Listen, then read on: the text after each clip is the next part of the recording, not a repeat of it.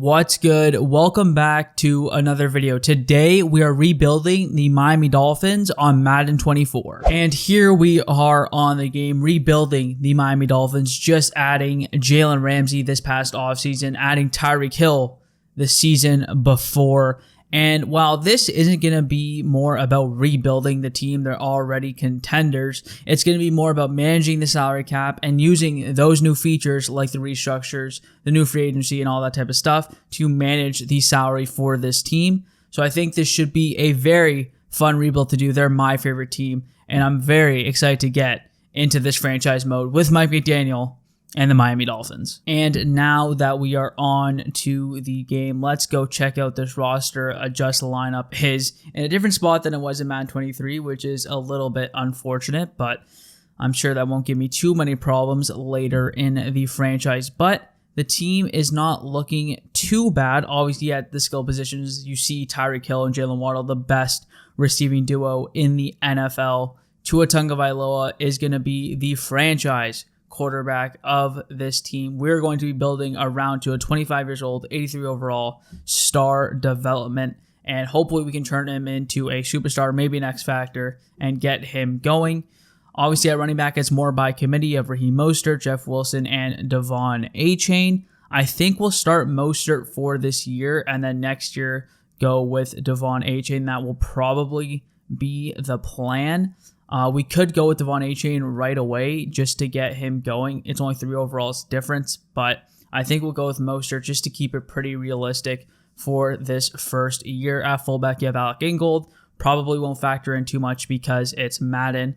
Now, obviously, right now I'm talking about the players, and I'll talk about how I feel about them in real life, but when we get later into future years, when I'm cutting guys or talking about players, it's about what their overall is in Madden. So don't take it too seriously. I might say a guy's bad based on his rating in Madden when actually he's pretty good, or the opposite case. Now, that is the backfield. For the offensive line, Teron Armstead is fantastic. 91 overall superstar. That's pretty much great.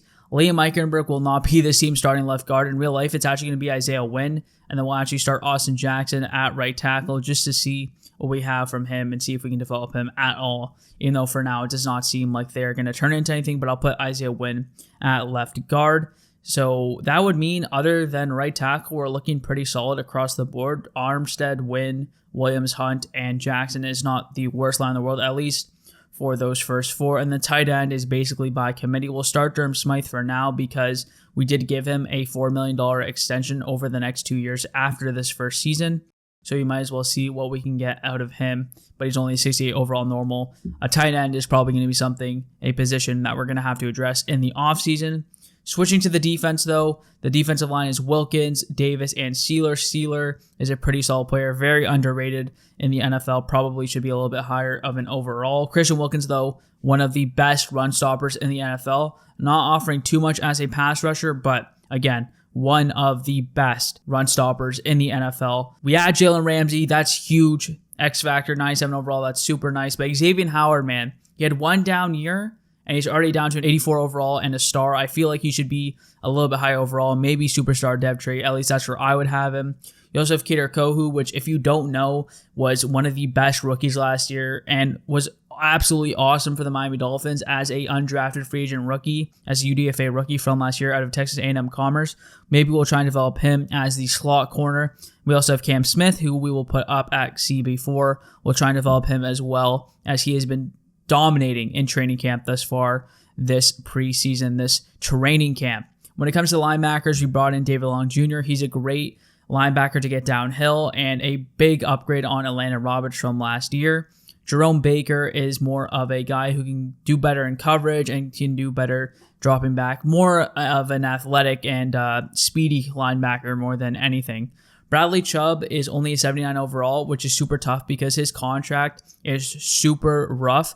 It's about $26-27 million. So we really need him to stand out as an edge rusher. If not, that contract can get pretty rough pretty early, especially in Madden.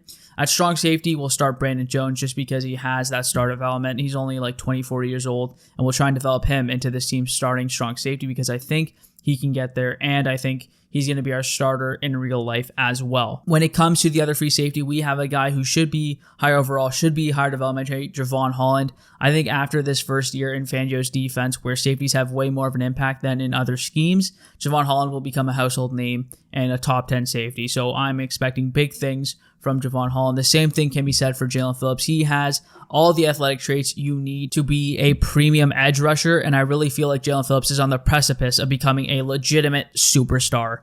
So that is what the defense is looking like for this first year. Now in Madden, personally, I don't love running 3-4 defenses just because I feel like Madden kind of gets it lost in terms of who's rushing, who's dropping back into coverage. So maybe we will switch into a 4-3 going forward. Now, while that isn't really the Fangio defense is a 3-4, but it predicates itself on only rushing 4 players. So I feel like switching into a 4-3 just so that Madden doesn't get that twisted isn't too bad going forward. For this first year, we will try and keep it in a 3-4. And maybe I will try and keep it in a 3-4 just to keep that realism alive. It's just that in Madden, sometimes 3-4s do not work out that well. Speaking of defenses and playbooks and that type of stuff, I'm going to keep everything Dolphins-wise just because they know Fangio's here, so it should be a Fangio-type defense. Obviously, we'll keep the Dolphins offense no matter what, but if the defense starts to struggle or anything like that, the only thing I would do is maybe change it to the Rams or the Chargers defense just because they run Fangio-adjacent schemes. So to keep it realistic, I'll probably just keep it with the Dolphins anyways, but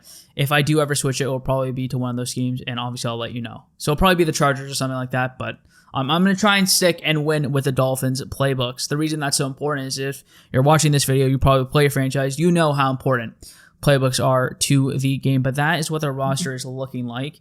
And I am just going to get the roster set so that Isaiah Wynn is at left guard and Jaylen Waddle is in the slot. And we will simulate this first season and we'll start making some major tweaks in this first offseason, because for this first season, obviously, I'm not going to be making any moves just because the roster is pretty much set. So we will be making our moves and making a bunch of moves, hopefully, in this first offseason. But before we get there, hopefully we can try and win a Super Bowl as early, maybe not this year just because I don't think we're there yet, but hopefully we can make the playoffs and make a run and start building this team to win that Super Bowl. As we are here in week 1, something I should say is that we are keeping the automated draft classes just because we're so early into Madden 24. There are no good user draft classes, so it will be the auto draft classes, the random draft classes, the CPU generated draft classes. But we do have a camp standout to start, and let's see who it is.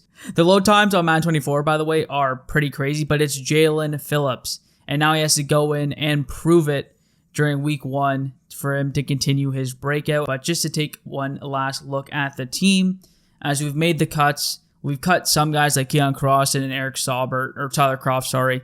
But guys, you probably don't care about. But for the Miami Dolphins fans, I have saved some of those young guys like an Eric Ezukama on the practice squad, Tanner Connor, Aubrey Miller, Verone McKinley, some guys that you might be familiar with, but in Madden, they're probably just not going to turn into anything. We have Isaiah Wynn at left guard, Austin Jackson at right tackle, Devon Achane will be RB2, and Robbie Chosen will be wide receiver number 3. On defense, it's pretty much the same. Got to get Brandon Jones in at strong safety, though.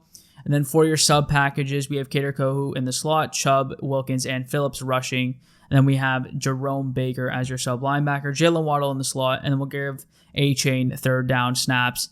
And Jeff Wilson will be the power back for this year. But that's the way this team is looking. Let's simulate to the midseason, and hopefully we will be in a position to get to the playoffs and then win a Super Bowl. Now, before actually we sim, I should say, I am keeping all of these settings pretty much out of the box for this first video. Now, obviously, I know and I'm very excited that Madden 24 has added a bunch of new settings and features and sliders that you can customize for this franchise. But because it's the first one, I want to see what experience Madden gives us out of the box. So all those settings and stuff, everything is pretty much the same.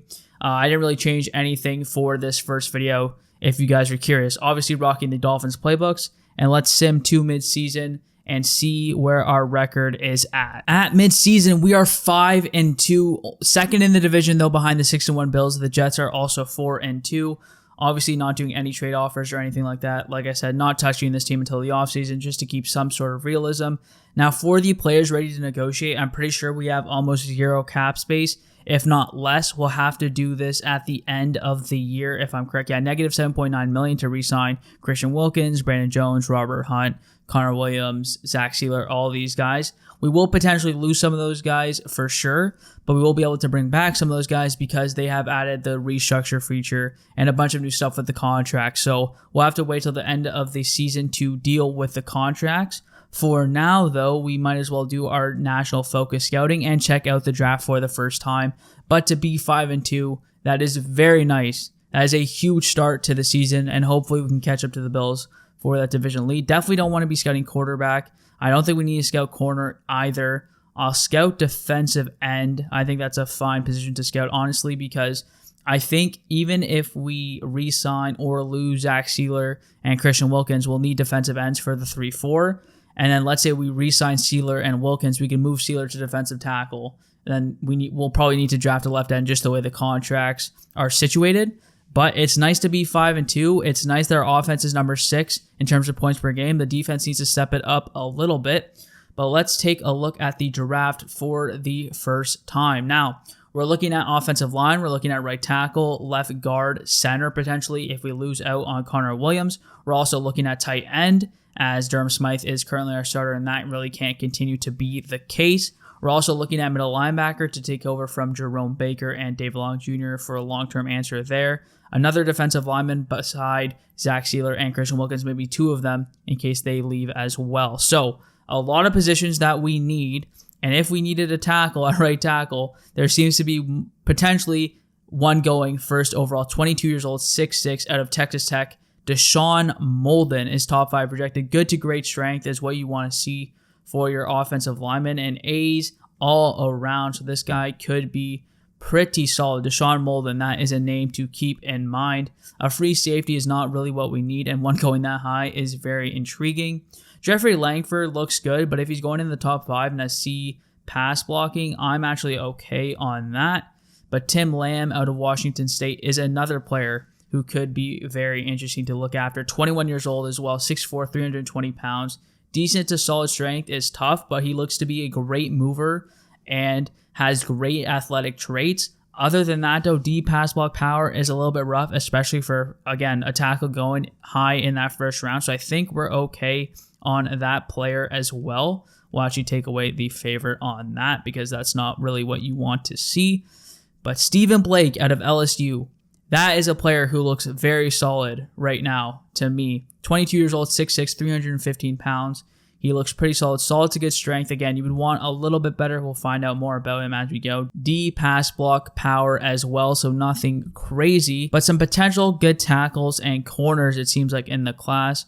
A lot of defensive linemen and a good number of safeties, which is good to see after last year where I feel like in Madden 23, there were not that many great safeties coming out in CPU-generated classes. So, great start to be 5-2. Tough to be second in the division, but great start to be 5-2. Let's sim to the playoffs, and hopefully we are in a position to win a playoff game. As we simulate up to week 18 here, hopefully we are in a playoff spot, and we did not. We fell to 8-9 as we had a very, very rough end to the season. Let's check out some of our stats here, but not a great way to end the year.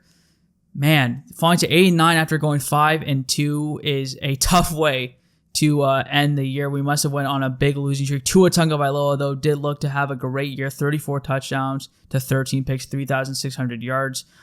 Regardless of that devil number, Mostert did struggle, but Devon Achane was pretty solid. He'll probably take over the starting role next year, but that's a tough way to look. Jalen Waddle, only 980 yards. Sorry, that's so surprising for the receiver that is almost top 10, if not top 10. You'd expect more out of him. Durham Smythe had a pretty solid year, though, out of tight end, but you want to see more out of Jalen Waddle, so that's tough to see.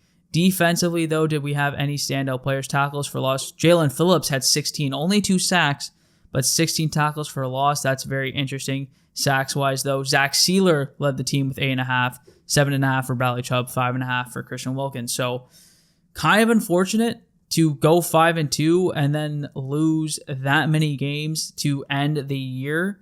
I'm not going to lie, I was feeling very, very confident after starting 5-2, but that is just a tough way to end the year. So we'll go to the Super Bowl, see who's there, and then we can finally get into what this rebuild is about, get to the offseason, and start readjusting this team. So we're in the Super Bowl, and I can't say it's too unrealistic, Baltimore Ravens and the San Francisco 49ers, but now we will know some dev trade upgrades if we had any. Let's scroll down to adjust lineup, hoping that Tua Tagovailoa goes up to superstar after having 34 touchdowns. We'll see. Because he threw 13 picks, he might not get it, which would be super unfortunate. Yeah, he stays at star. Waddle stays at superstar as well, which again is super unfortunate just because you feel like he'd do better than 980 yards for the year. Devon Achane, as you probably knew, was star as well. He'll get the lead back role next year. Defensively, though, no upgrades to show either. It doesn't look like, I'm surprised Zach Sealer stayed at normal after 9.5 sacks, but no upgrades for us. And you know what? That's pretty fair after ending the year that poorly. I mean, going 8-9, I don't think we deserve it. So we'll see who wins the Super Bowl this week. Again, Ravens, 49ers. That's pretty realistic, I would say. If Lamar stays healthy with his new receiving core, they could go on a nice little run. San Francisco obviously has a fantastic team and a fantastic coach. It was a 58-52 Super Bowl win for the San Francisco 49ers. Kyle Shanahan putting the team on his back, and Brock Purdy wins Super Bowl MVP. Who would have thought we'd be saying that 2 years ago? Shout out to Brock Purdy and the San Francisco 49ers for winning a Super Bowl there. Usually it's like the Chiefs and Cowboys, so it's nice to see a new winner of the Super Bowl there. And we will check if the Dolphins had any retirees just in case it affects us at all. I don't think we do have any retirement candidates, so we should be okay. But Raheem Mostert does actually retire after that year, which is a little bit surprising, but I guess it is what it is. Devon Achane will definitely be getting the start next year at running back based on the fact that he has retired. And we will let the CPU handle these upgrades, and we'll get into the re-sign player phase, which is where we can start doing restructures and trying to get those guys back under contract. I will say I'm definitely going to fire my coordinators. That is 100% the case because they clearly did not do their job. So let me hire some new coordinators and we'll get to re-sign week. As we have hired some new coordinators that fit the schemes that we are running, West Coast Zone Run and a base 3-4 defense. We'll stick in the 3-4 for now. Again, just to keep that realism. But let's get into re-sign week, which is where things get very, very interesting. The question is, can we bring back Sealer as well as Christian Wilkins and all of the rest of those players that we need to re-sign? There are a couple players who I definitely do want to bring back, like a Brandon Jones. I just feel like he could be a long-term answer at strong safety. I don't like playing safeties that much money in the game, and in real life, I feel like they're not undervalued, but don't need to pay them that much. I'm not going to accept this option for Jalen Waddle the 5th year just because in real life, you would definitely do that. But I feel like in the game, I would much rather sign him more early on. For Jalen Phillips, though, $9 million is so cheap that we will accept a $9 million option for Jalen Phillips. Now, we do have to clear up some cap space because we only have $2.4 million left to work with. So let's go to team salaries here and see what we want to do to free up some cap space to re-sign Christian Wilkins, just because I feel like that is an important player to bring back. The first move we're going to do is cut Cedric Wilson Jr. He wasn't even playing wide receiver 3 for us, so we free up $8 million or $7 million, with that move for a 4th receiver. I feel like that's the easiest cut we'll make, alongside with cutting Jason Sanders. Now, in real life, don't know if we do this, but $3 million for a 73 overall kicker, I can probably get a guy who's better for the minimum in free agency, so we'll get a new kicker in free agency just because we save that money for cutting him. Now, Emmanuel Ogbah does seem like a guy I potentially would want to release. That's a guy who I could potentially do to save $12 million. Same thing with Jerome Baker. Jerome Baker's more of a trade candidate, though, I feel like, just because he only has a $3.74 million penalty. But we could keep Ogbah for one more year and then cut him next year. That could be what we opt to do. And he could be our Zach Sealer replacement at an 80 overall at 30 years old. So that could be the way we opt to go for that. If there's anyone else I want to cut, I think Mike White. I think we have Skylar Thompson, who's almost the same overall and younger. So we'll cut Mike White as well. That's a little bit unfortunate just because he is from Miami, but sorry, man. You got to do what you got to do. The NFL is a business at the end of the day, but that does clear up some much needed cap space for us. And the next thing we can actually do is restructure contracts, which is another thing I'll want to do.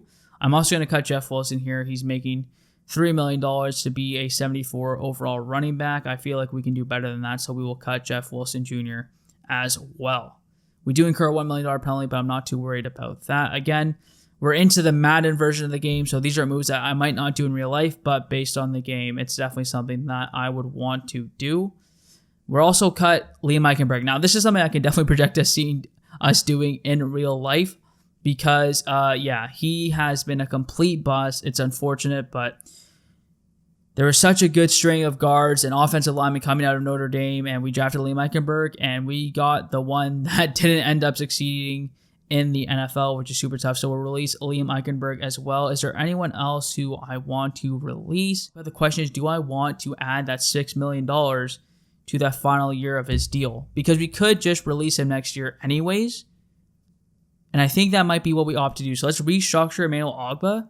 We'll keep him on the team for this year at left end, and we will release him next year, I think is the plan for that. But for now, I think that should be enough cap space to at least maneuver around this year of re-signing players, but we'll see what we can do now that we have some cap space. First things first is re-signing Christian Wilkins. This is a guy who we definitely want to bring back for 3 years. He has a bunch of interest in us. So bring the money down a little bit, 18, 19, 20 million. I think that's okay. And Christian Wilkins is back. We still have $14 million to work with. I do want to bring back Brandon Jones as well, provided that it is relatively cheap, and it is. He barely wants any money. I'll give him a 4, maybe even a 5-year deal, depending on what the money is like. I'll lower it a little bit too. And let's give him 5 years just to make sure he signs, and that's a good offer. So Brandon Jones is back, should be our long-term answer at strong safety.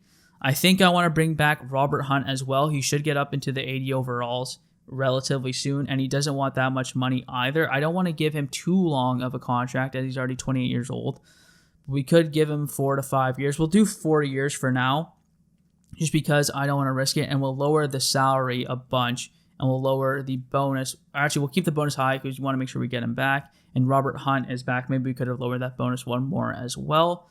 Still have $4.5 million to work with. I think we are going to lose Connor Williams. I don't think it's worth paying a center that much money, unfortunately. Same thing with Andrew Van Ginkel. The question is, I would really like to bring back Zach Sealer, but I don't know how realistic that is. Not going to bring back Noah Benogany. Kind of the same thing like Liam Eichenberg.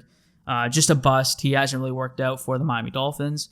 Would love to bring back Isaiah Wynn in the game. He's a 79 overall. That's a pretty good player, but just don't have the money right now. And honestly, for the rest of these guys, same thing with Austin Jackson.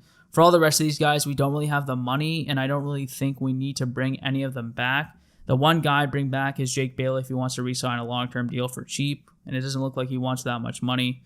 I'll give him this if he doesn't re-sign. We'll see if we can get him back in free agency. But to fill out the roster, we will need to free up a little bit more cap space, so maybe we do have to restructure Bradley Chubb or trade Jerome Baker. What I think we'll do is trade Jerome Baker next week and then re-sign Zach Sealer and play him at defensive tackle. That might be the move for this year. So I think that's the move, is trading Jerome Baker once we get to free agency. So we're going to lose a couple of players there. Again, super unfortunate, just talking through it, but I think it's what makes sense. But depending on the offers for what we get for Jerome Baker, I think it's the right decision. And we definitely need to free up some cap space, again, just to fill out the rest of this roster. So let's trade Jerome Baker. Again, another guy who's been a long-term Miami Dolphin, but last year of his deal, we can draft or sign his replacement. So I think it's worth trading him to get that cap space back. And we still have David Long there anyway. So we'll get offers for Jerome Baker and see what teams are offering us. Levi Onwuzurike from the Lions. Devontae Parker could bring him back to the Miami Dolphins, but we're not going to do that. And Kenyon Green and a 5th-round pick. That is definitely the trade we're going to want to do. He'll be our left guard for the foreseeable future. 23 years old, 72 overall star, and a 5th-round pick. Clear up some cap space, and we get Kenyon Green. So that is a nice player to get to fill out for our left guard spot. And as you can see, with our cap room went up, we free up a bunch of cap space to potentially do something in free agency. We'll check out free agency as well. I'm not going to be able to do too much in this free agency, but we're hoping to be able to get some guys on some deals. $12.4 million in cap room. Mike Williams, Austin Eckler, Bobby Wagner, Gabriel Davis, Calvin Ridley, Tommy Townsend, Odell Beckham, a lot of older guys. But if there's anyone who sticks out to me that I want to sign, we will definitely do that. Brian Jones is here. That's funny. So while looking through free agency, now that we traded Jerome Baker, I think Devin Bush is a perfect and cheap replacement for him. 2 overalls less, 2 years younger, and we can get him for way cheaper. Going to give him a 4-year deal, and we're going to lower the contract a bunch just because no one else is offering him. So if we can get him for about $4 million a year, that would be awesome to sign Devin Bush. Hopefully that's about 3 bars. And that's all I would want to get him, and that is the best offer he has. So that would be an awesome guy to sign to replace Jerome Baker at middle linebacker. Also, with this new cap space, I am going to try and get Zach Sealer. We'll probably move him to defensive tackle if we can. I'll give him a 2-year deal. Don't want to give him too many years, maybe 3. And we are going to lower the money a bunch. Again, no one's offering, so if we can get him to sign, that would be huge. And we want to get him for about $7 million a year. That would be awesome. Again, he wants to be here. We want to bring him back to Miami. That would be a nice deal to replenish that defensive line. So with Raheem Mostert retiring and us cutting Jeff Wilson, we need a running back aside Devon Achane, and I think the perfect player to do that with is A.J. Dillon, a power back to put beside Devon Achane, who is lightning in a bottle, so a little bit of thunder and lightning. I'd be willing to give him a 4-year deal, but I am going to bring the money down a ton just because we have the only offer on him. And honestly, I'll bring this offer down so much just because if no one else is offering him, I would love to get him for cheap. So we're going to offer on A.J. Dillon as well. We only have $3 million left in this free agency anyway, so it's not like we have money to spend like that. And to be honest, it's not like this free agency is anything crazy either. So I'll try and get a couple more guys, and then we'll see where they decide to go. I will say I am taking a look at these offensive linemen available, and a lot of them are guards, which is super unfortunate because that's the one position we don't need. We could move a guy like Cesar Ruiz into center, and maybe we'll try doing that. But if not, to replace Connor Williams and Austin Jackson, we'll probably look to do that in the draft. All right, so nothing crazy this free agency. Just going after Zach Sealer, A.J. Dillon, and Devin Bush, as you know. Also going for Riley Patterson and Kayvon Chason, just again to help us fill out the roster. So hopefully a couple of these guys sign, and they don't. No one decides to sign, and now the Colts are offering 4 bars on Devin Bush, which is just super unfortunate, so we're going to have to withdraw on that. Maybe have to give him a little bit more money. The rest of the guys aren't getting offers, though. So we'll give him 5 years then, just so we can keep the money up, and I guess it would have to be $3 million.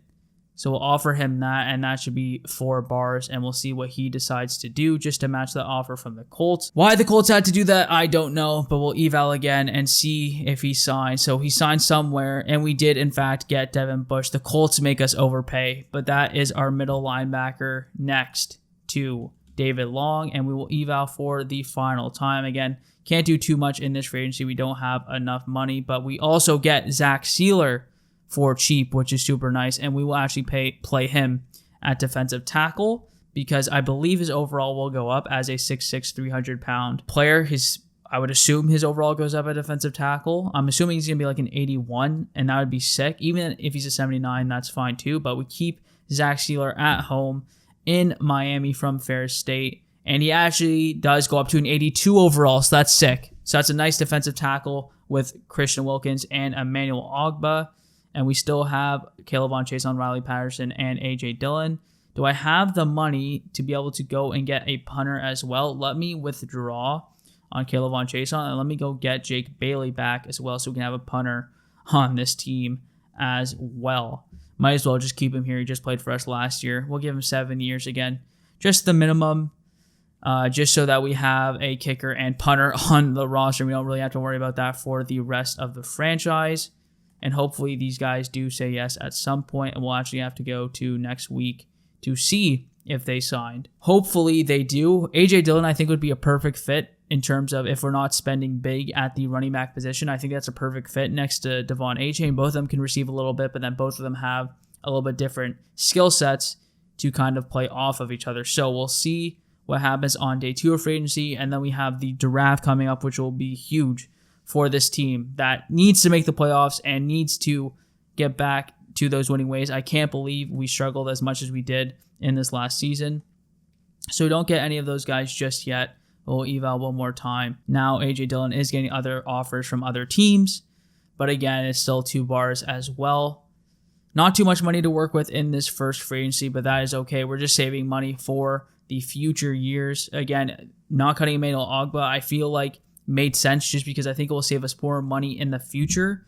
If not, maybe I'll regret that decision by restructuring him, but I think in real life we'll cut him, and I was considering cutting him in this one as well, but I just feel like that made sense. As now, the Falcons are offering Jake Paley a huge offer, so we'll draw on that, but we do actually get Riley Patterson, which is a nice signing there.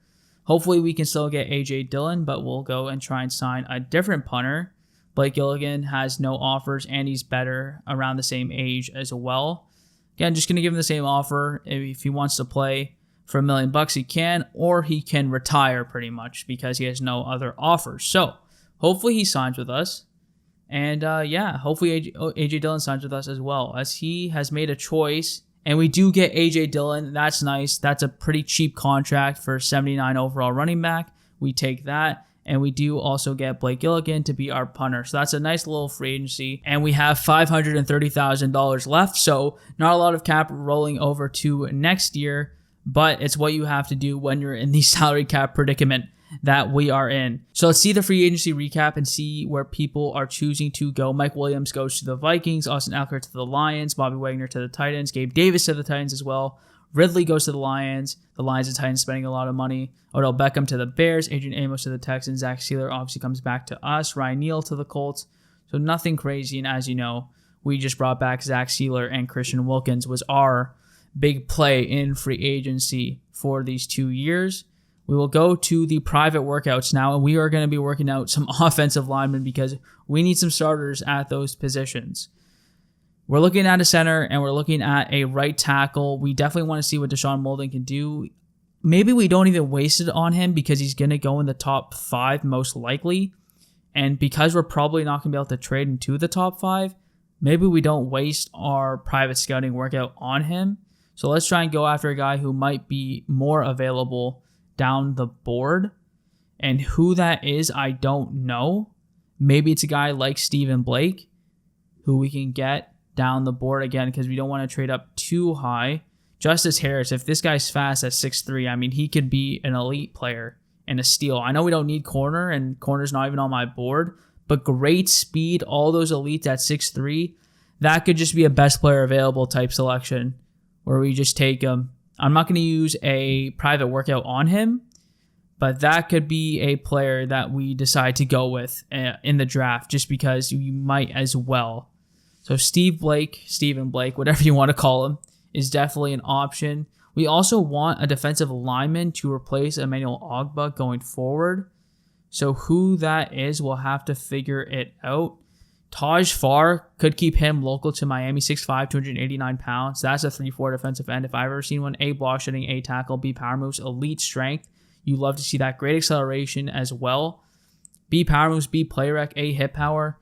Taj Farr, I like him as well. Okay. That is another guy. And another corner from Miami. Wow. A lot of Miami players who look very, very good. But those are the positions we are looking at. So I'm definitely going to scout Steven. And Taj Farr will be a guy who I don't even think I need to scout anyways. Are there any centers who we like who are actually playing center thus far? Hunter Andrews could be sick. 6'1", 300 pounds. He looks pretty solid. Round 3 to 4, 22 years old. A awareness, A run block. Elite speed, elite acceleration, decent strength. He does have deep pass block power, but that could be a guy we develop. And in the 3rd to 4th round, that could be a steal. So that's a guy we could look to take. I don't want to take a player or center, in the 1st round. So those are 2 guys who I like for us to take. So Stephen Blake, the center, and let's scout one of these defensive linemen. Percy Cleary looks good as well. Is there anyone who we want to know more about the defensive ends? And we want to know 100%. I mean, not particularly. I don't think so. So we could use this on a different position. And the guy we're going to use it on is Ramon Robinson. He's 6'5", 224 pounds from Miami. So many Miami players that we can keep local in this draft class. But I think he could be a guy to play at receiver 3 who can complement Tyreek Hill and Jalen Waddle a lot. 6'5", 21 years old at 224 pounds. Again, not the fastest, not a burner in any sort of way, but a spectacular catch, a catch in traffic. Not the best route runner either, but this is a guy who I want to know more about to think, should we draft him to play with a guy like Tyreek Hill and Jalen Waddle? So we're going to make sure we have him. We have the center in Hunter Andrews, and we have the right tackle in Stephen Blake. Those are the guys we're going to scout, and we will get into the NFL draft. Starting up the NFL draft, let's see what we can do. Again, hoping to land some starters in this draft. That's going to be huge for us. The Cardinals do have the first overall pick. That makes a lot of sense, but let's take a look at our draft board and see what the guys we scouted are saying, because if they're solid, that would be huge. Again, not going to be able to get Deshaun Molden. Is that center pretty solid? He does look very, very solid. So this is a guy who I definitely want to get in the 3rd round for sure. Elite speed, again, only decent strength, but this is a guy who can definitely develop into being exactly what we want. He has such great attributes and letter grades that's a guy we definitely want. Stephen Blake is supposed to go in the 1st round. Only see pass blocking is a little bit unfortunate, but 22 years old, 6'6", 315 pounds. He's a great athlete, good strength. And skills-wise, again, deep pass block power, but other than that, he looks pretty solid. So that is the player that we are going to be looking at as well. Now, what did that other receiver look like? Because between him and Stephen Blake, for who we're going to take in the 1st round most likely, and it doesn't look like he ends up being as good as he looked based on the fact that he has D catching. That's not great. I'll be honest, again, great jumper, great physical, go up and get a guy. If he falls a little bit, I definitely would be interested in, but I don't think he's good enough to the point where it's like, I know he can be that elite receiver 3 next to our guys. So where is our tackle supposed to go in this draft? How far? He's supposed to go at 14. And I think we're going to be just below that, as we do have the 15th pick. So there is the potential that he doesn't make it to us. The question is, do we just sim to our pick?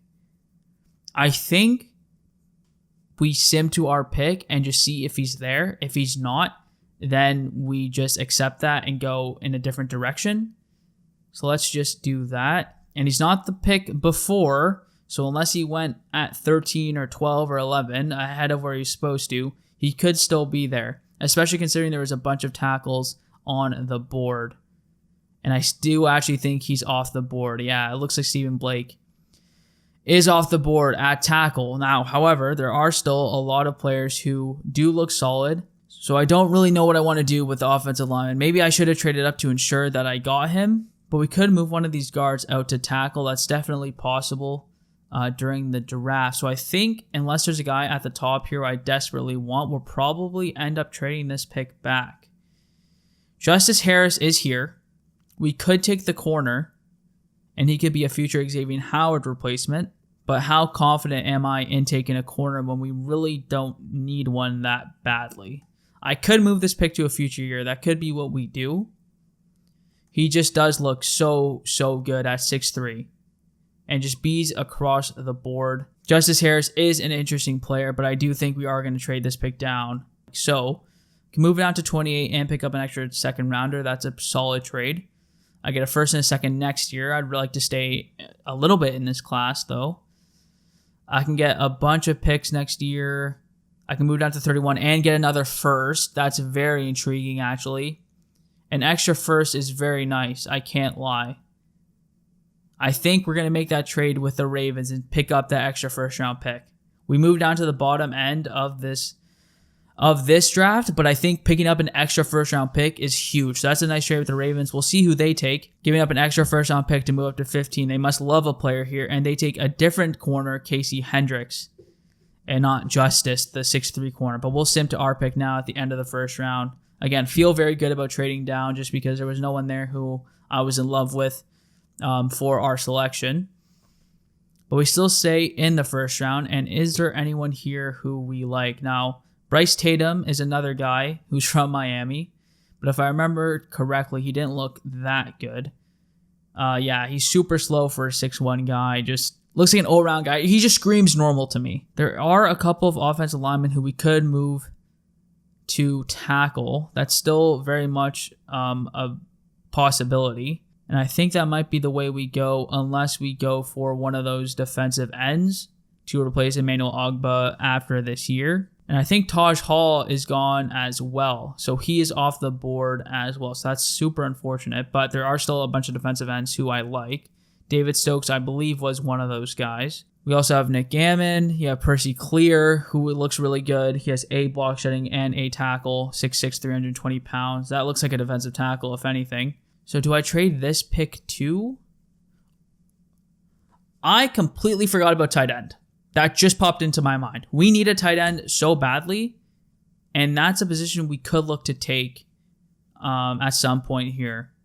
And there does seem to be a lot of decent tight ends. So let's take a look at some of these guys, because some of these guys look very, very good. And I just realized I need a tight end. So that's on me. John Anderson, great strength, great speed, great athlete all around. He looks very, very good. A medium route, A pass block, ADC run block, B short route. That's a guy who we could definitely take at the tight end position. So maybe we trade this pick down a little bit as well, depending on where these guys are supposed to go. And we just pick up some more picks because all these guys are a little bit further down the board. And I feel confident that we can get, again, more and more assets. Again, don't like trading down as much as I am right now, but there's just too many options that I think are in the same tier where it's like I'd rather not make a selection in this first round. So we'll see what we get from some other players. Again, we're moving down like 5 spots for 7th. That makes no sense. Not loving any of these trades so far, if I'm being completely honest. We do get we get a 2nd and a 3rd this year. That Falcons trade is probably the one we're going to do. That Falcons trade or the Colts trade. You get 49 and 81. Or we can have 50 and 82. We'll take the pick just higher from the Colts, and they can have that, and I will take pick 49 and 61. So we have 2 picks almost back-to-back here, and we'll see what players that we like are still here. Check the tight ends. The tight ends are both still here, so we'll wait on them. When it comes to the center, we know he is still there. He is now the first guy on the board, so might have to take him with our pick next. Also, I was just looking at the defensive ends. All the ones that we really liked are gone pretty much, and that's okay. We will just take care of that in the next year's draft where we have 2 first rounders. We have Emmanuel Ogbah for now anyways, and we could take Tevin Ford later in the draft, so that is very much okay. But you have so many options here at right guard who we could move to right tackle. Not that big of a move. 22 years old, 6'3", agile, great strength. He's a great athlete. This could be the guy. Quinn Jackson, round 2 to 3. Yeah, let's say Quinn Jackson. We'll move him out to right tackle. That is probably what we're going to do. 6'3", 320. That's definitely a guy who can play on the outside. He looks fantastic as a athlete, and he is hidden. That is huge, and that will be our starting right tackle heading into next year. We'll take a look at who the Commanders select with this pick, and they take a wide receiver. And our next pick is in the middle of the 3rd round. So the question is, we need to get that tight end and that center.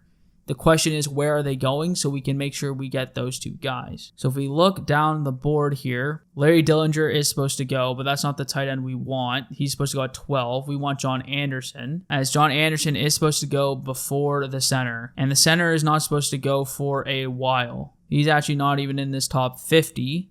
Which gives me confidence. So I think what I'll do is I will trade down a little bit and we will gather some assets so I can trade down, take the tight end, and then we will use those assets, trade back up with a 3rd rounder to make sure we get that. So yeah, like a 4th, like this Vikings package looks solid. I might just pick up the extra 3rd rounder here, go to the bottom of the 2nd round, pick up an extra 3rd, and hopefully the tight end should still be there in about 15 picks. I would assume the tight end would still be there in 15 picks. Let me just confirm. Again, the first tight end's not supposed to go until the 12 picks and then 19 picks later. So we're 15 picks. So we'll sim pick by pick until the other tight end goes, and then we will take the next one. Because we want John Anderson pretty bad. They take a cornerback.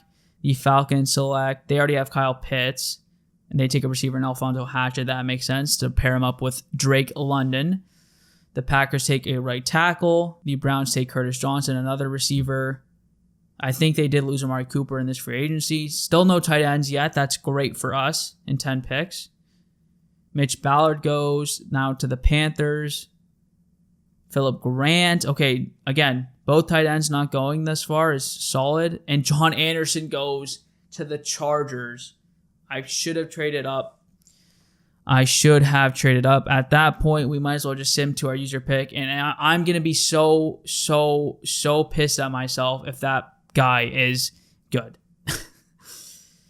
I'm going to be so frustrated at myself if that guy is anything more than a star, because that would be super unfortunate. And did the other tight end go as well? Yes, he did. That is super unfortunate. I think we might take the center just to make sure we get him. Again, he's not supposed to go for a while, but we do want to confirm we get our starting center. So let's take Hunter Andrews now. We don't want to let what happened to the tight end happen to us. And physical is decent strength, but he's a great mover. Hoping for hidden development, even though he has deep pass block power. And he's hidden. That's our future center. And again, not paying them too much, which is huge for this team. We have our future center and right tackle. But to miss on our tight end is super unfortunate. We'll keep him local in Miami. And we have 2 picks back-to-back here almost again with the Commanders sandwiching the Commanders pick in the 3rd round. But again, super unfortunate that we don't get our defensive end and we don't get our tight end. Maybe, again, should have traded up, but it is what it is. All right, so this pick is a little bit out of nowhere, but I'm not really loving the way this draft is looking. Going to trade out of the next 3rd-round pick, but this middle linebacker could be our potential replacement for David Long Jr. when we get to that point. He has elite speed, 2nd for middle linebackers, B block shedding, B pursuit, B tackle, C man coverage, B to D zone. Feels like a worthy shot to take on a middle linebacker, and he is hidden at 90 speed. So that's a nice pick at middle linebacker, and he will replace David Long going forward. Again, like I said, this next pick, not loving the way this draft is looking right now. So I'm actually going to look to trade away this 3rd-round pick either to next year or to get some more late-round picks to help us fill out this roster just with some depth players in the 7th round. So we'll see what we get. So we'll do the 49ers trade. We get a 3rd-round pick.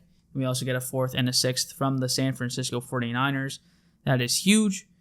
But yeah, it's nice to get some hitting guys, but not loving the way this draft class is looking. Going to do the same thing with this next 3rd-round pick again, just looking to flip it to next year. So we'll be trading this 3rd-round pick as well, like I said before, taking a 3rd and 2 7ths from the San Francisco 49ers. And now I'm just going to be taking a bunch of depth players to fill out this roster. Okay, so just drafting guys late in the 6th round to fill out the roster. We got a hidden wide receiver, and he could potentially be the 3rd receiver behind Jalen Waddle and Tyreek Hill. And he could be a deep threat who's 6'5". That could be a nice addition to that receiving core. We drafted a hidden tight end in like the 6th round. We'll take it. As we have finally ended that draft. Again, you guys don't understand how many players I just drafted to fill out this team. It's probably not great, but hopefully the top end is pretty good. The right guard is a 76. Probably will go down to a 75. At right tackle, the center is a 72, but that's okay. For a center, that's not too bad. And literally just a bunch of 60s to end it, but not too shabby, not too bad at all. Not great, don't get it wrong. Or don't get it twisted, I should say. Don't get it wrong. What am I even saying? But don't get it twisted. Not great, but we got a right tackle. The only thing I'm scared to check is what John Anderson is going to be, because I have a sneaking suspicion he's going to be so good. Just moved him to right tackle. He actually goes down 2 overalls to 74. That's okay. Quinn Jackson will still be the starter there. What overall was that tight end? John Anderson. As Michael Collins was a 79. Any other guys we were looking at potentially taking? Justice Harris was a guy we were considering taking at 16 overall, and he's actually hidden. That's not a guy who I expected to be hidden. Or maybe I did because I liked him. But let's just see if he's X Factor or something. I'm going to hate myself. He's only a star, so that's good. But John Anderson at tight end. Maybe John Anderson's a complete bust, and I would love that. But I'm so curious about what John Anderson is as a player. He's not the highest overall tight end, which isn't bad. Not the 2nd highest overall tight end, so that's pretty good. But here's John Anderson, 22 years old, 74 overall. And he is hidden. I knew it. 74 possession, 74 vertical threat. Please, please, please do not be some elite tight end. And he has only star, so that is huge. We didn't miss on him really. And yeah, all good when it comes to that because our tight end wasn't too bad either. He was hidden, again, way lower of an overall. But hidden development is hidden development. And let's get to week 1 and start simulating and hopefully do our best here to win a Super Bowl. All right, at week 1, the depth chart is set. Set season goal, you already know, is to win a Super Bowl. Hopefully to play like we did in the first half of last regular season. Now, obviously, we didn't do anything crazy with the team. Again, just tried to keep it for the most part. It's all about trying to keep the team together. And obviously, for choose draft class, we're going to keep auto-generated rookies. We'll take a look at that at the midseason mark and at the end of the year. But for the most part, just about the same. Now, obviously, our overall is a little bit lower. Our offensive line is very, very young. But that is okay with me because, again, it was more about saving cap space and doing what we could within that cap space because we need to save a lot more for this upcoming free agency class for our team because we have to re-sign Tua, Waddle, and a bunch of those guys. Now, starting that rookie tight end, because Jeremy Smith is a 69 overall, won't be on the team for much longer, so might as well have Bryson start. I know he's only 64 overall, but because he's hidden, we'll see if we can develop him a little bit. Quinn Jackson is at right tackle. Hunter Andrews is at center. Kenyon Green, who we got in the Jerome Baker trade, fills out the offensive line next to Teron Armstead. And we still have Robert Hunt. Tua Tagovailoa, Devon Achane, tyreek and jaylen waddle, all your skill position players. Starting Humphreys, the 6'5 receiver, as wide receiver 3. We'll see how that goes. Defensively, it's mostly the same. Sealer moves into defensive tackle. Ogba moves up to defensive end. For the most part, very similar. Peterson is still the third linebacker because we signed Devin Bush. And our rushers are the same. Wilkins, Sealer, Phillips, and Chubb. Devin Bush, David Long, Caterco in the slot, Waddle in the slot for the receiver position, and then Achane and Dillon are your running backs for this year. Simming to midseason, we're really hoping to have another start like we did last year, except this time continue that until the end of the year. So really hoping to see us have a record that can give us enough to go to the playoffs. Now, obviously, it doesn't mean everything. Last time we started 5-2, I was hype. I thought, okay, here we go. Good start. We can finally do something here and potentially make the playoffs. We didn't even make the playoffs when our goal is winning a Super Bowl. So hopefully our record is up to snuff here to at least give us a chance to make the playoffs and do some damage with our 2 receivers and our defense that should be pretty solid. Again, hoping that we're in a good spot. 4-2 is a great spot. Our defense is up to an 87 overall, second in the division behind the Patriots. Our division is pretty loaded. Our offense is struggling a little bit, definitely to rush, but defensively we are elite again, which is super nice. 5 players ready to negotiate their contracts, but again, like I said, I'm fairly sure they're 5 huge players, if I remember correctly, and I am correct. So we have Jalen Waddle, Javon Holland, Tua Tagovailoa, and Caterco, and David Long, and Kenyon Green. So all of these guys are necessary guys who we want to bring back. Definitely Waddle, Holland, and Tua. Those are guys who I'm pretty much locked into bringing back. And we only have $11 million so far, so we will definitely wait till the offseason where we can cut guys and restructure guys until we do that. So that means we won't touch that for now. For the national focus position, honestly, I'm not really sure. Could continue to try and look at the offensive line. Probably will stick with defensive end, though, if it is a strength of the class. It's not a strength, but it's not a weakness either. Probably will stick with defensive end because Ogba will most likely be off the team after this year. So, actually, he's pretty much guaranteed to be off the team after this year. But that is a fine place to be as we will simulate to the end of the year, hoping to be in the playoffs. I will say we will leave the draft until the end of the year. That's usually when I look into it, and we will do some more scouting then. But until then, we're looking to be a playoff team, not to rebuild. We're looking to be in the playoffs, and we are. We went 12-5. Wow, what a year from our team. Our offense was 12th in points per game. Our defense was outstanding at number 2 in points per game. Our offense was ranked number 20, and our defense was ranked number 2. Wow. our defense went nuts. Won't be changing the defensive coordinator after this year, and definitely won't be trying to change a lot of the personnel. But what a year from our defense. Taking a look at the stats and awards for this year, then I definitely want to take a look at our depth chart just to see what our rookies' development traits were. But what a year for our guys. Tua Tagovailoa seemed to just be efficient, but that's all we needed from him with this defense.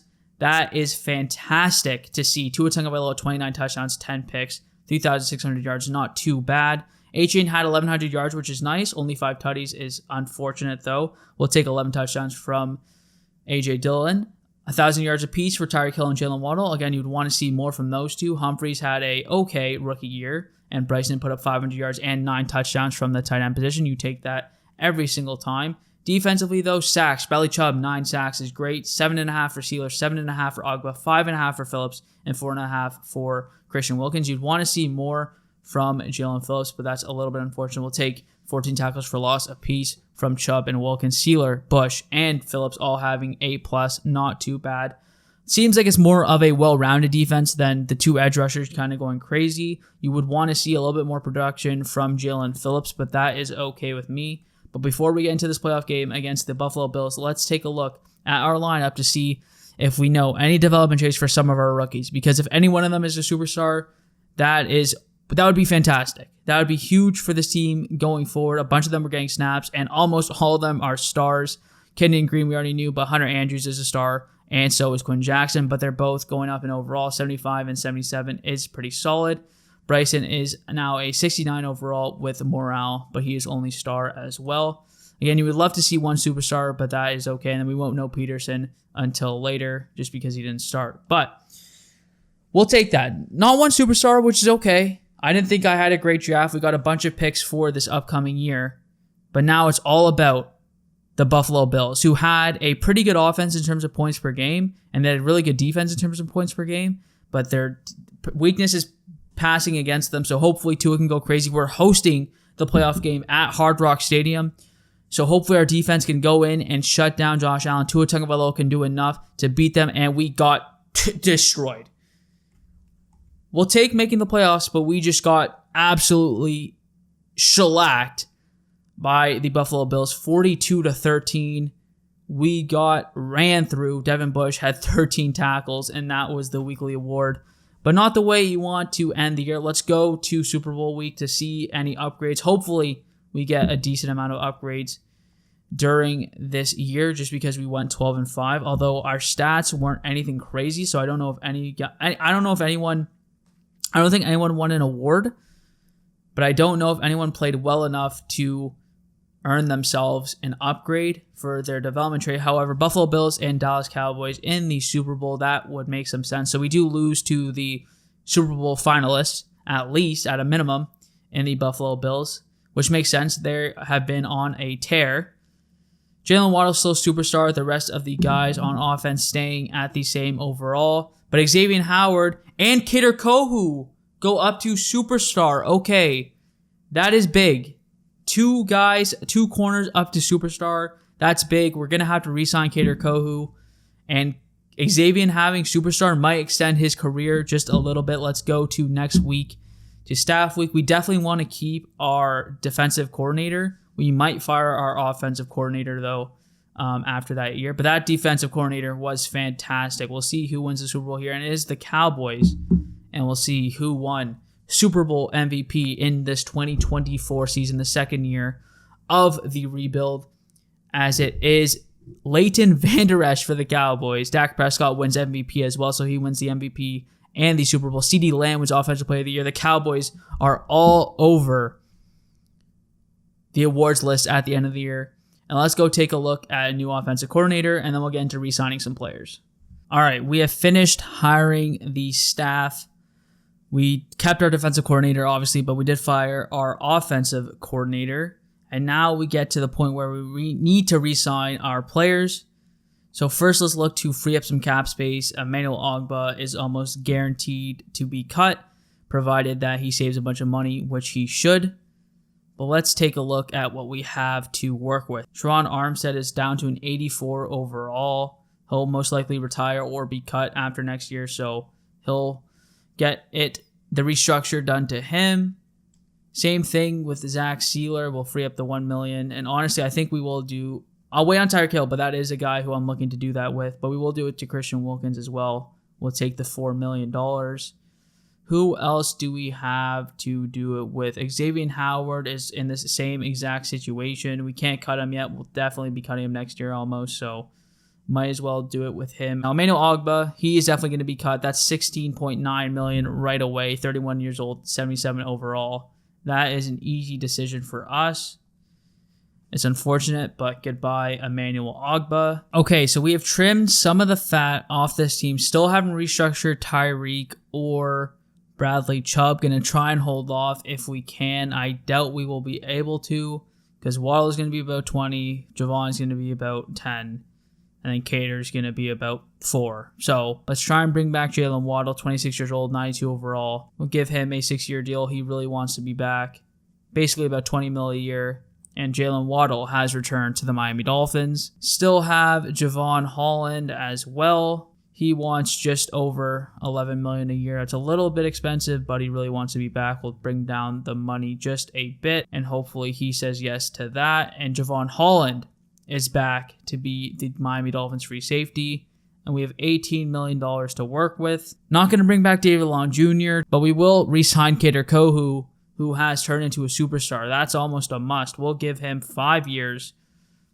We'll lower the money a tad, but he should hopefully come back. And Cater Kohu, the superstar, is back. Now, the question is, if we restructured Tyreek and Chubb, would we be able to re-sign Tua? Because then it might be worth it.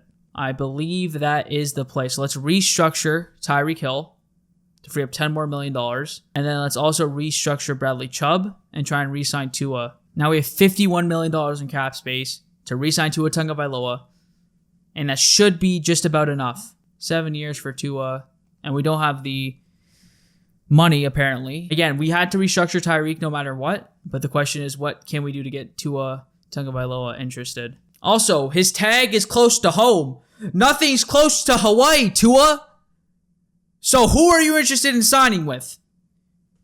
What's close to home to Hawaii? All right. So we'll just keep lowering this, and I think we will have to franchise tag him until next year. Yeah, so he's not interested in signing by the time we can actually offer it. We will franchise tag him for $49 million, which means we have negative cap space, which means we're not able to do anything in free agency this year, which again sucks, but this will all be over next year, thankfully. All right, at the free agency recap, we will take a look at this for you guys. Obviously, we could not take part, but we'll see if any of your favorite teams did anything. As Joel Bitonio goes to the Cardinals, Tyron Smith to the Steelers, 2 old offensive linemen there, Wyatt Teller as well. Trey Hendrickson to the Packers. He feels like a Packer. Josh Sweat to the Lions, Derek Forrest to the Packers, and the Vikings signed Kenny Moore. So the Packers having a lot of money in this year's free agency. But let's start to prepare for this draft. Now, as we head into private workouts, we do need a third receiver. Jonathan Bautista, what a name. What a name. Jonathan Bautista, 21 years old, 6'2", 224 pounds. Yeah, we got to use one on this. Elite strength, great speed. This guy looks ridiculous. We're going to use one of our scouting on this, and if we need to, I should have the package to move up into the first round, and that could be so worth it. Jonathan Bautista is a guy who we are going to be looking at wide receiver, because Grant, yo, you can't trust him. People say don't trust people with 2 first names. He has the same name twice. Can't draft him. He's off the board. He has elite strength, but he's off the board. Grant, can't draft him.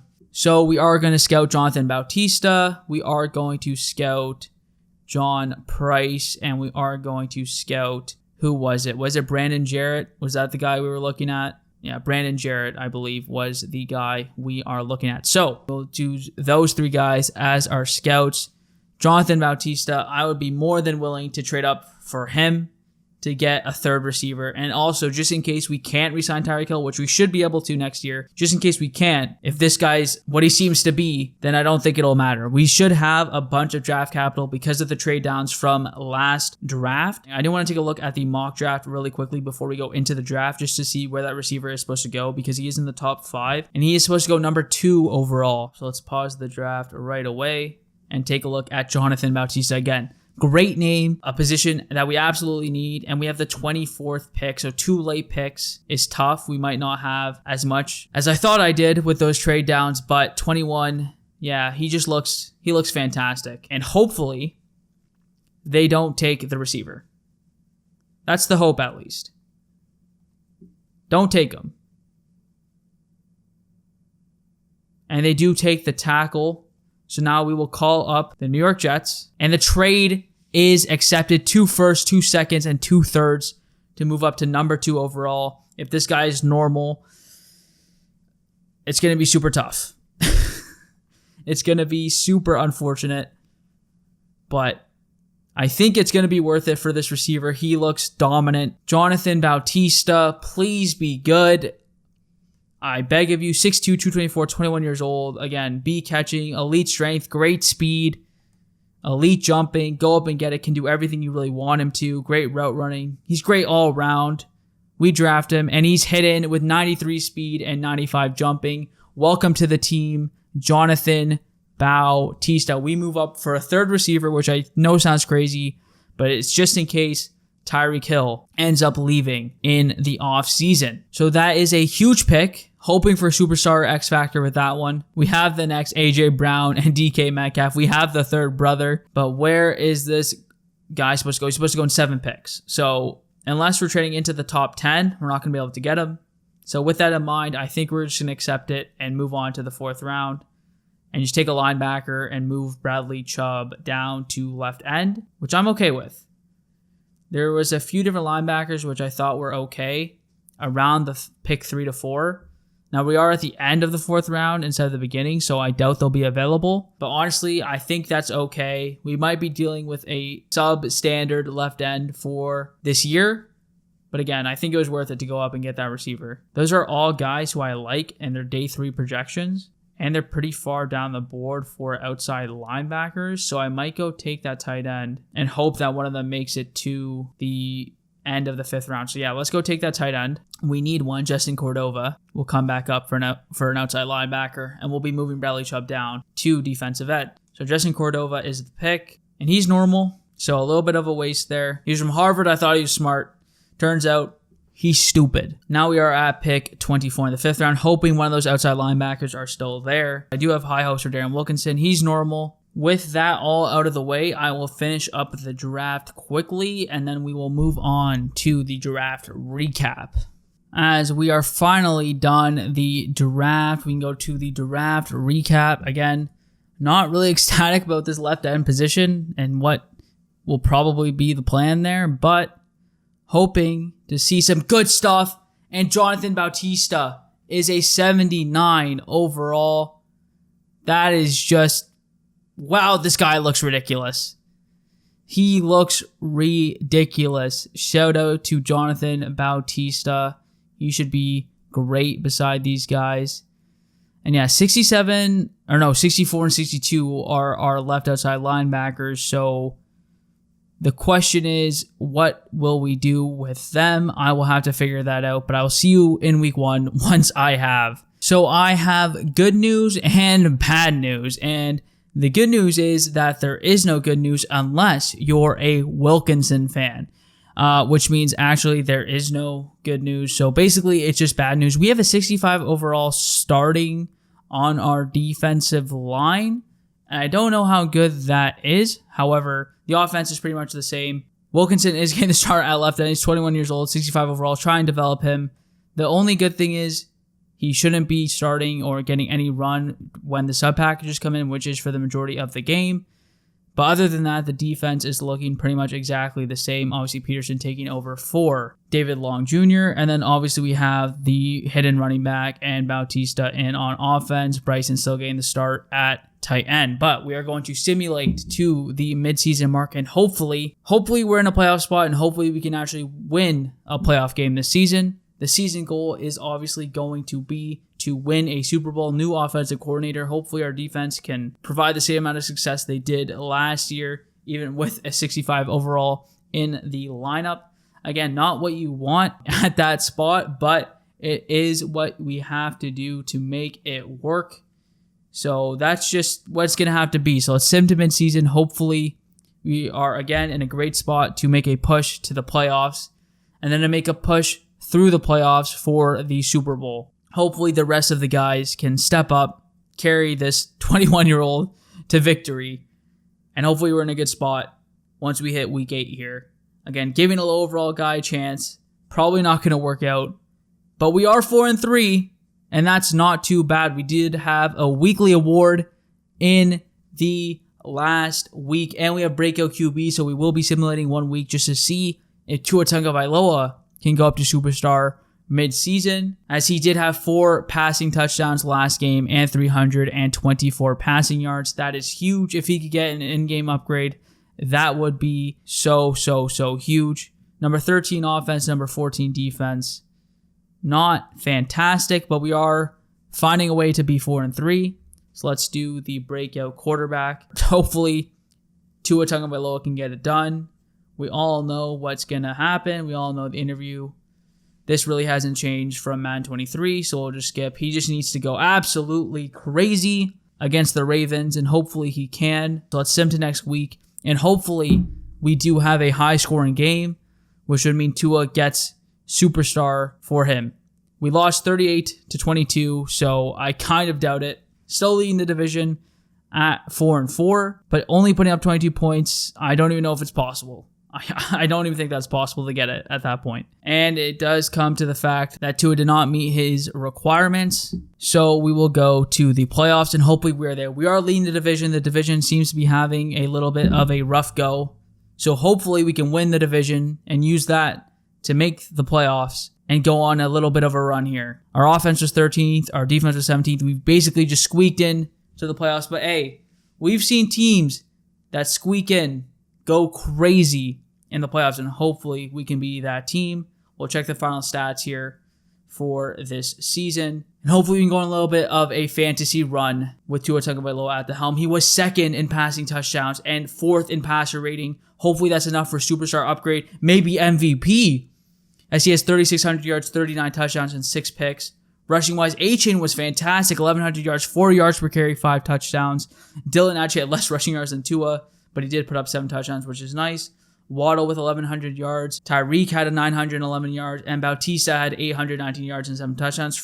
To be receiver 3 and put up 819 yards, that is very solid. We'll also go check his dev trait once we are done here. Tackles for loss, Christian Wilkins 15. That's fantastic. Chubb 12. Phillips and Sealer. And Wilkinson had 10. Whoa, Darren Wilkinson with 7.5 sacks. The normal 65 overall puts up more sacks than Jalen Phillips and Bradley Chubb. Wow, what a year for Darren Wilkinson on this team, as he was a major factor of why I made this team. He could go up to star himself, and that could be an interesting experiment that we just did.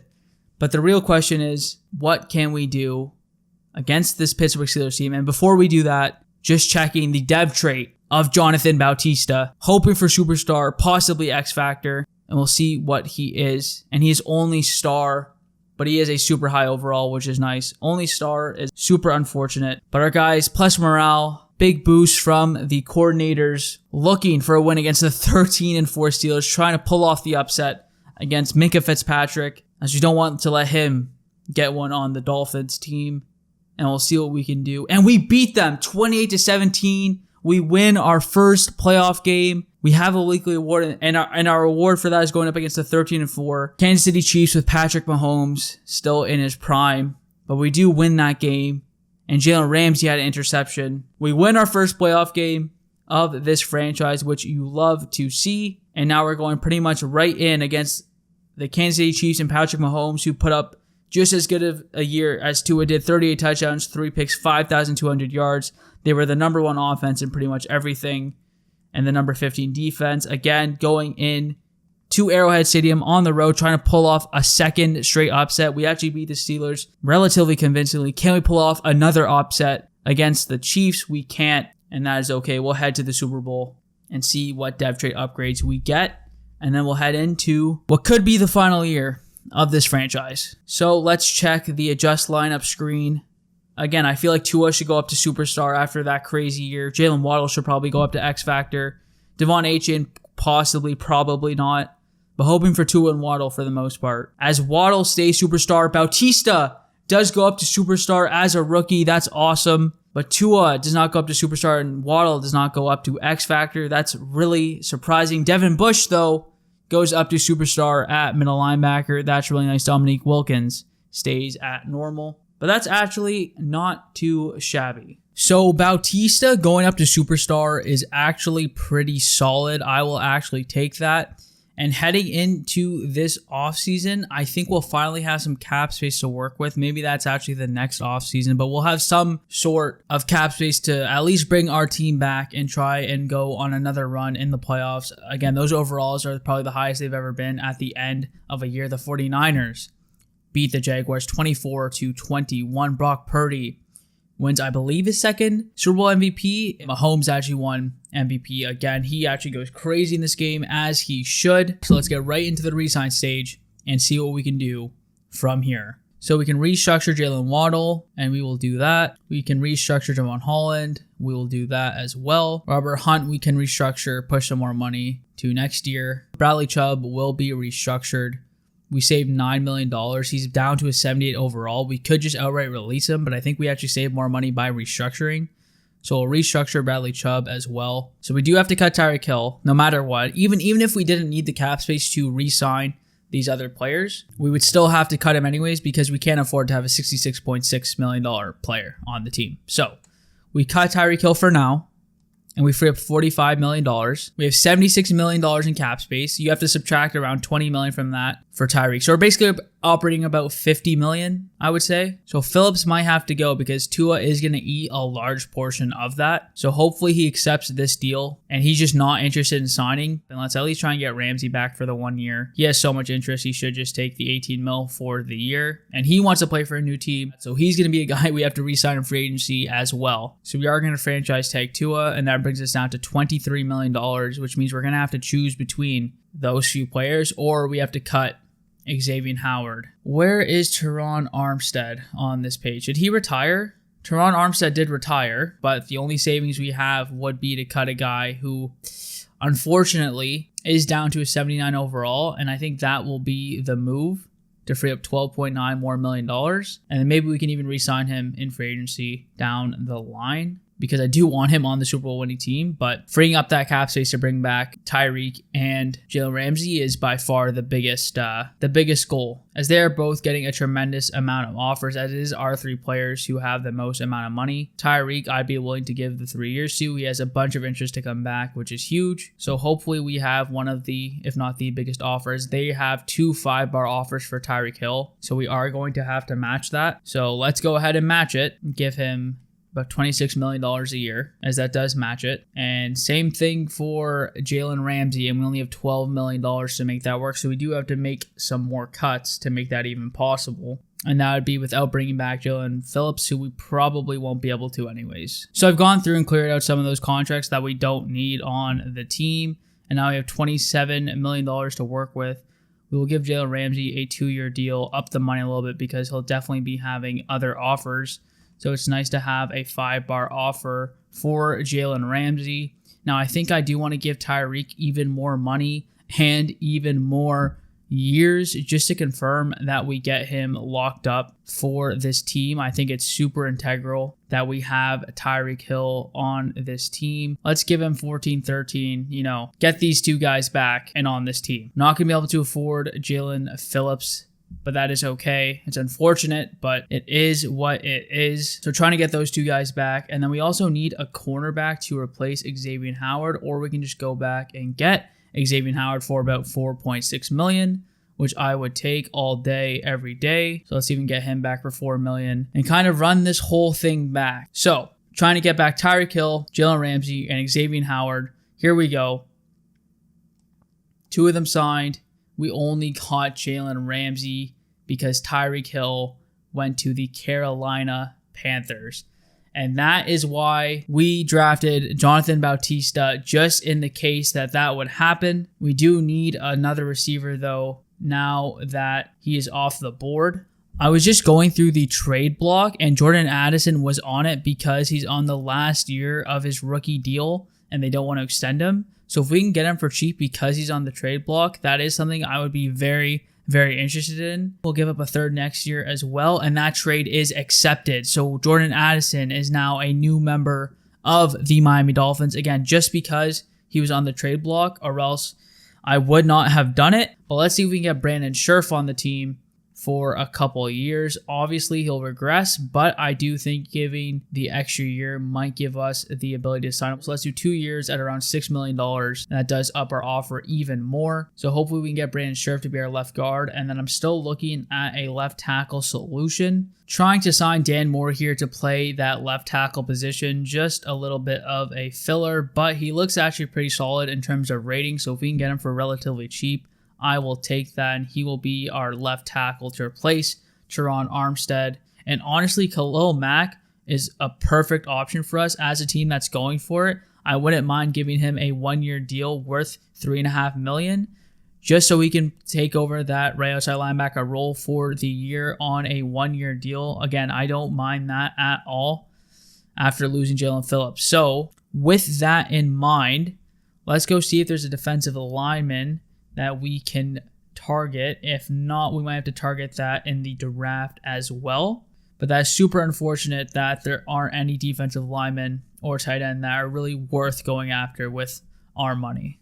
Well, due to the lack of talent on the defensive line in free agency, we're trying to go out and make a trade for Derek Brown, a future first-round pick, a 4th and a 5th for the defensive lineman from Carolina, and that trade is accepted. So welcome to the team, Derek Brown, as we'll pair him up with Zach Sealer, and Christian Wilkins. We'll move him to left end, and now we have a legitimate answer and a legitimate player at that position. Other than that, I think we're good to go evaluate on free agency and get to the draft as we try and fill out this roster. So we are targeting Dan Moore, Khalil Mack, Xavier Howard, and Brandon Scherff. We'll see who says yes.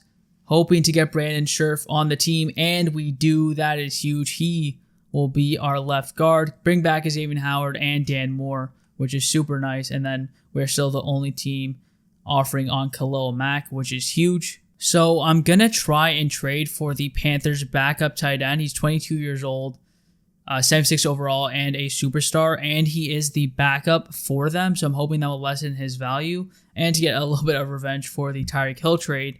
But this could be our answer at tight end. He's also cheap as well. I wouldn't mind giving up a 3rd and a 4th. I think for a superstar tight end, this is worth it. And it goes through right away.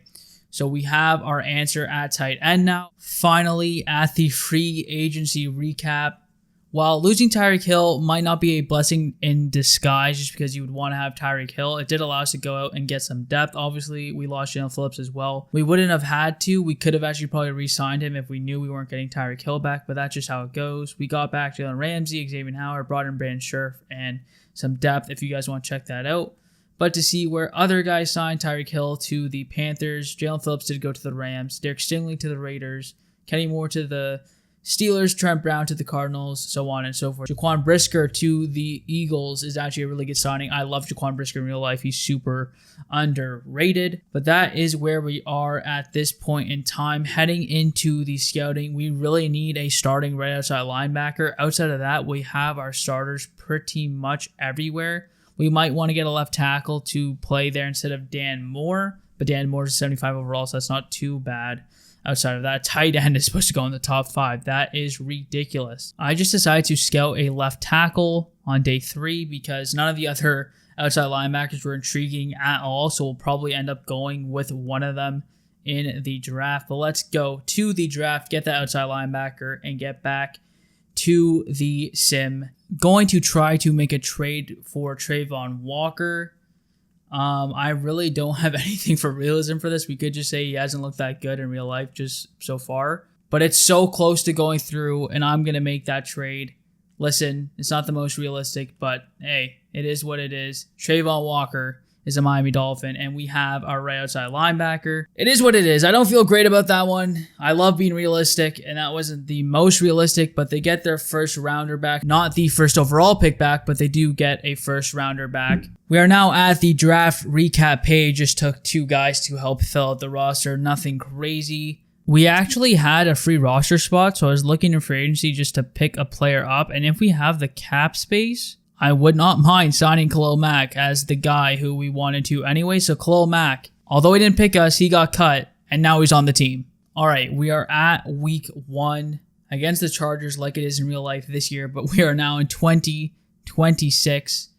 But you take a look at the lineup, we are a little bit better in terms of being well-rounded without Tyreek Hill. I'm trying to push that narrative to cope with losing Tyreek Hill, but Jalen Waddle and Jonathan Bautista are your receivers with Jordan Addison as your third.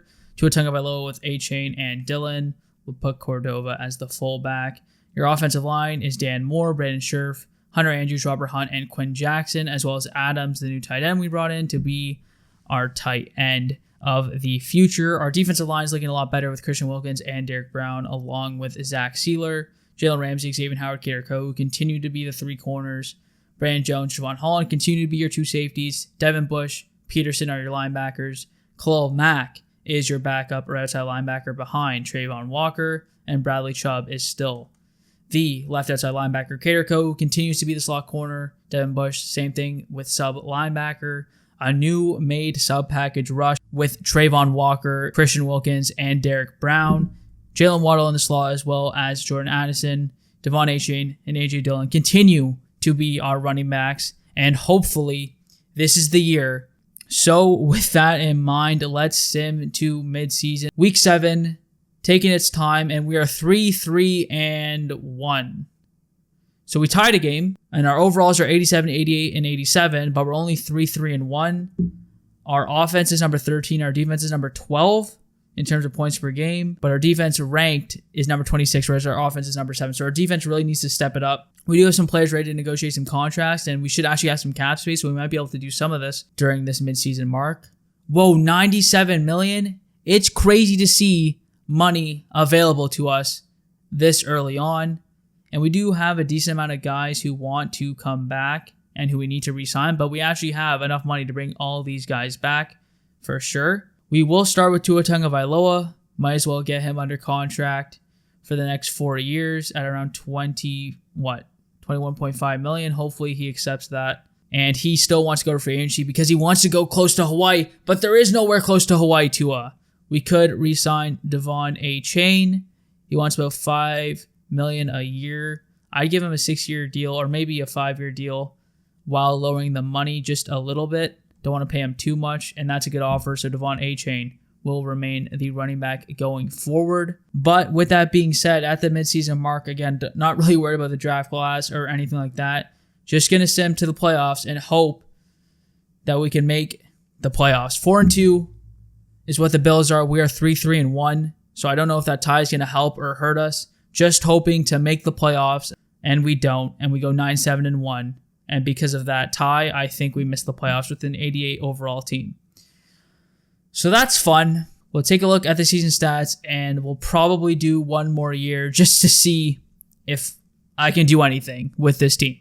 Because it's been, 6, 7, 8 hours now. I don't know what to do. I really don't know what to do. Tua had an outstanding year, 3,800 yards, 30 touchdowns, just 6 picks. Devon A-Chain was awesome again. Bautista and Waddle had 1,000 yards apiece. 800 yards for Jordan Addison is actually not bad at all.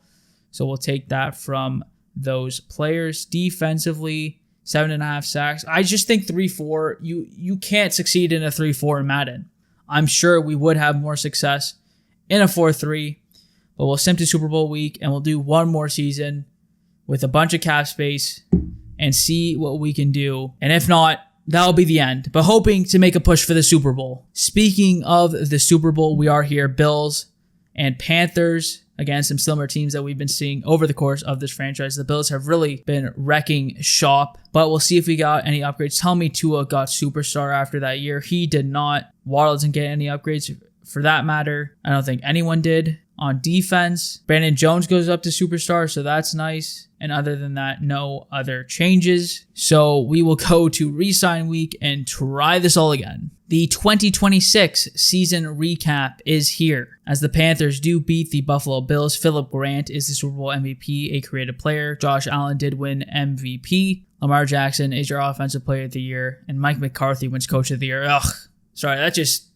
I don't know why. Ugh. Not going to do anything with the staff or anything like that. We should check retirements, though, as we do have some guys getting up there in age. And I just realized Tyreek Hill, his first year with the Panthers, he won a Super Bowl. So I guess he made the right decision. How I haven't been fired yet, I don't know. And Khalil Mack, Xavier Howard, and Brandon Scherf all retire.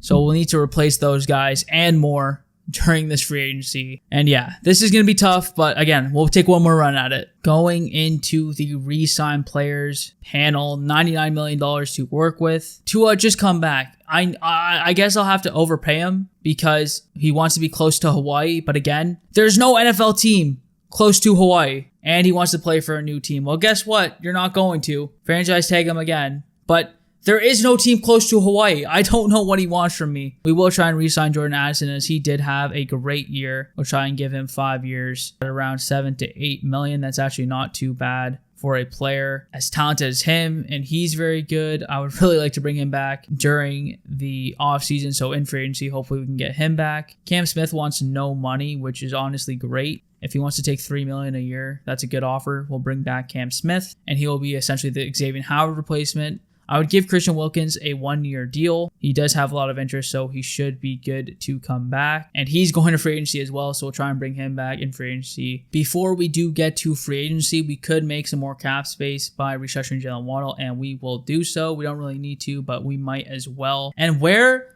is that guy, Bradley Chubb? It's finally time for him to get off the team.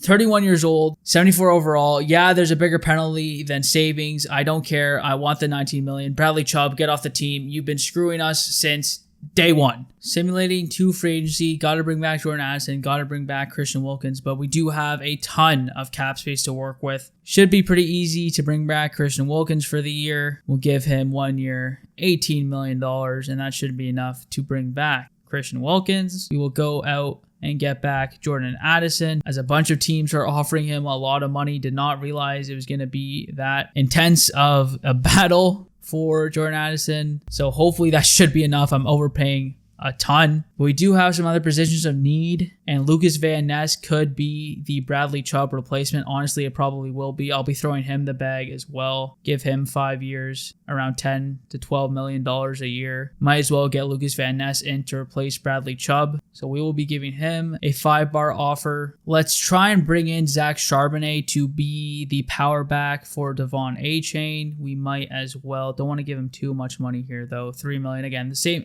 basically the same contract we gave to AJ Dillon, just kind of replacing that. But we'll see what all these big names say, as all of them should sign. And we got Christian Wilkins and Lucas Van Ness, but we did actually lose Jordan Addison. I think Quentin Johnson would probably be the guy. KJ Osborne potentially, but Quinn Johnson, a little bit younger, doesn't want as much money, and we can definitely throw him some money. He could be a big go up and get it guy for us, and I wouldn't mind giving him a good amount of money. Again, to be wide receiver 3, we might as well throw him some money, but we do need a defensive tackle to replace Zach Sealer, and I think that guy will be Osa Odigizua. I'll give him the 1-year offer he's looking for. That's exactly what he wants, and that will just be the Zach Sealer replacement. And then the only thing that I haven't really figured out yet is what we're doing at left guard, to be honest with you, and I think the answer might just be giving Shaq Mason exactly what he wants. Again, we have the money, so why not up the offer, just turn him into a left guard. And that will be what we opt to do, as the Rams are offering him a 4-bar as well. Hopefully he decides to sign with us. But Quinn Johnson, Osa Odigizua, Zach Charbonnet, and Shaq Mason. Hopefully we get the majority of them, if not all of them. Quinn Johnson still yet to make a decision. But we do get Osa Odigizua, Zach Charbonnet, and Shaq Mason, which is what you love to see. I was just going through free agency and I found this X Factor left end. I'm definitely going to try and bring that guy in. And we do get Quinn Johnson, and we do get Cal Flynn. And I'm pretty sure we're done with the offseason completely. I'm pretty sure we have all 53 players. And I don't even think we have a draft pick. If we do, we will just go and trade it to next year. Because again, we're just looking to run this roster back. And we really have no need to make any draft picks. And I'm pretty sure we don't even have any. We've gone past the point where we have all that money to pay out. So yeah, we only have a 4th and 7th. We'll just move that to next year. Or actually, we have 2 open roster spots. Let's go in the draft. We'll take best player available at those 2 picks, and we'll be headed to week 1. All right, we're at week 1. We're setting the season goal. It's a Super Bowl. Our defense is an 88 overall at the beginning of the year, which is nice to see. I just want one Super Bowl. That's all I want. You probably could see in my room because I got some lighting from my window over there. It's dark now. I started this right when I woke up, and I'm still recording at night. So the menus are slow. I'm losing my mind, and I need to win a Super Bowl. Tua is a 91 with morale. We have a nice receiving core. Our offensive line is good enough. Honestly, it's exactly what you would want. Just around 80 overall. It's not paying them too much. Defensively, it's the 3-4, which has been killing us. But again, pretty much the same as we've been expecting. Lucas Van Ness replaces Bradley Chubb. I'm losing my mind. Oso Odigizua is the defensive tackle with the X Factor as a backup. And for the sub package is Trayvon Walker, Derek Brown, Lucas Van Ness, Wilkins backing up Derek Brown. Waddle in the slot, H.A. and Charbonnet is replacing A.J. Dillon, basically running back the same team with different names. Essentially, we will sim to midseason, still running the Dolphins playbooks. Maybe that's where I'm going wrong. Please have a good record that, one, does not include a tie, and two, is like 4-2 or 5-2. That's what I'm looking for at this point in time. Show me a good record at week 8. Please, 4-2, we take that. We have some trade offers for Zach Charbonnet. Just going to decline those. Not even worried about the draft. Again, my apologies for those who are super deep into franchises and drafts and stuff like that. It's just like, we're going for it. This is going to probably be the last year. I'll still do some re-signs, though. I have $157 million in cap space now. And you know what, Tua? How much money do you want, man? And I'll give it to you. You want $44 million a year? Sign with us. Oh my God, Tua. Jesus Christ. Quinn Jackson will bring back as well for sure. How much money do you want, man? He has a bunch of interest. We'll bring that down a little bit. And Quinn Jackson is back at right tackle. Hunter Andrews, do you want to be a center for us? If you want to, that's cool. We'll bring you back for $10 million a year, essentially. And he's back. Again, just throwing money around. It really doesn't matter. Don't know why I'm doing this. Blaine Peterson has been a starting middle linebacker for us for the last little bit. He doesn't even want that much money. Let's bring that down to $3 million. And Blaine Peterson is back for us. Honestly, I might go out and make a trade right now to help this team go over the top. Maybe for a middle linebacker or something like that, or a corner, because we have some picks. So honestly, let me go and figure out who we're going to trade for. Our offense is number 7. Our passing is struggling, though, and our rush is first against the run, which is nice. We're struggling a little bit against the pass. So let me go see if I want to get a middle linebacker or a cornerback. Trying to make somewhat of a blockbuster. Tremaine Edmonds, Jalen Johnson have been the Bears, who have been horrible for their entire franchise. So just trying to bolster our group while going to a team that these guys must want off or out from their current team, you'd have to assume.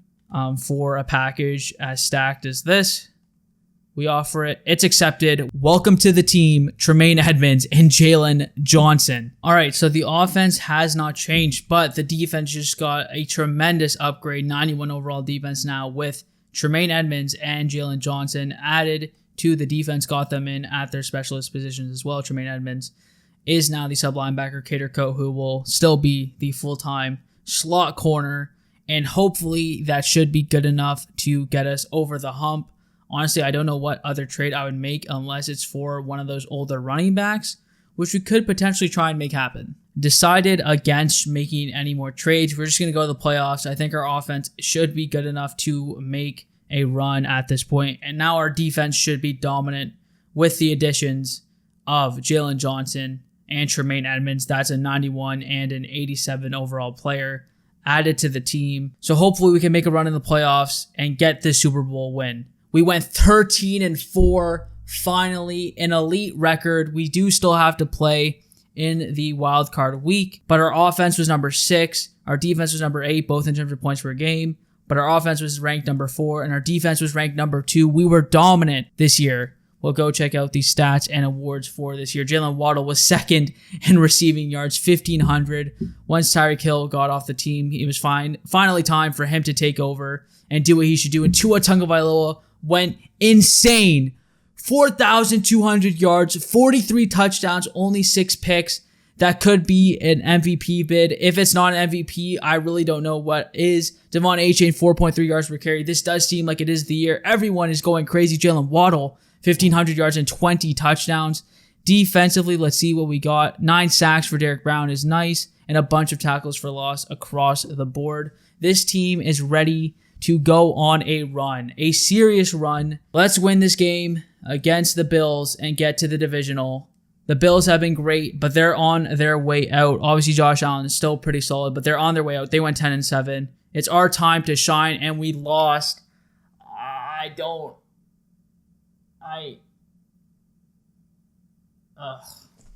Maybe I'll try and go one more year. It's literally 10 p.m. I started this at 10 a.m. pretty much. We'll see if Tua won MVP. Nope, Lamar Jackson did. How did Tua not win MVP? How is that possible?